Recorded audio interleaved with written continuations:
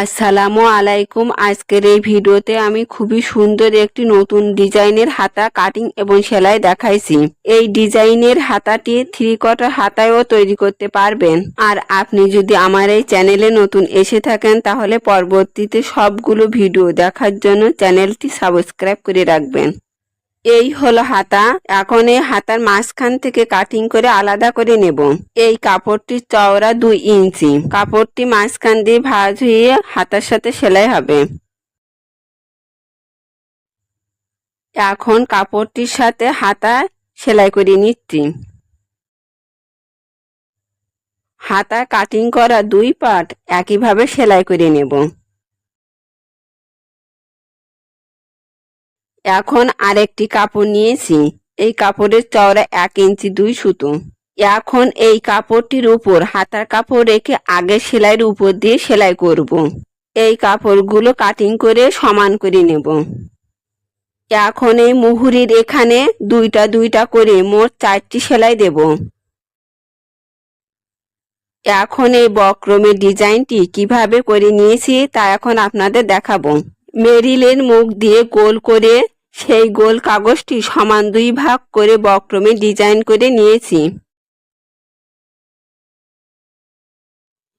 বক্রমের চওড়া 1.5 ইঞ্চি আর লম্বা 12 ইঞ্চি। তবে বক্রমের লম্বা হবে হাতার মুহুরির মাপে। 2টা পাট কাপড় নিয়েছি। কাপড়ের চওড়া 2 ইঞ্চি। এখন এই কাপড়ের উপর বক্রম রেখে একটা চাপ সেলাই দেব। যেভাবে বক্রম গোল করে নিয়েছি ঠিক সেইভাবে সেলাই দিতে হবে। এই সেলাইটা অবশ্যই ধৈর্য সহকারে এবং ফিনিশিং করে দিতে হবে। সেলাইয়ের সাইডে 1 সুতা কাপড় রেখে বাকি কাপড়টুকু কাটিং করে বাদ দিয়ে দেব। আগের চাপ সেলাইটি এখন তুলে ফেলবো। এখন কাপড়টি সোজা করে নিয়ে ইস্ত্রি করে নেব। এখন এই সুতোগুলো দিয়ে দড়ি বা ফিতা তৈরি করব। মেশিনের যে কোনো জায়গায় সুতোগুলো বাঁধিয়ে চুলের বিউনির মতন বিনি গেঁথে নেব। এই ফিতাগুলো দিয়ে এখন ডিজাইন তৈরি করব।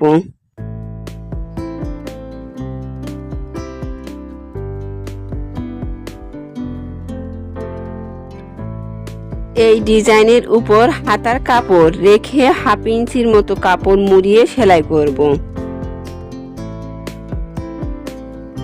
এই পুঁথিগুলো সুই সুতা দিয়ে সেলাই করে নেব।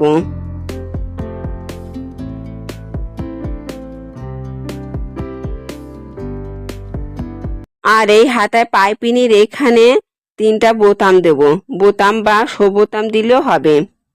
এই বোতামগুলো যে কোনো দোকানে কিনতে পাওয়া যাবে। বোতামগুলো যদি না পায় তাহলে বোতাম দেব। এই ছিল আজকের ভিডিওটি যদি আপনাদের ভালো লাগে লাইক শেয়ার সাবস্ক্রাইব করবেন। দেখাবে পরবর্তী কোনো ভিডিওতে। সে পর্যন্ত সবাই ভালো থাকুন, সুস্থ থাকুন। আল্লাহ হাফেজ।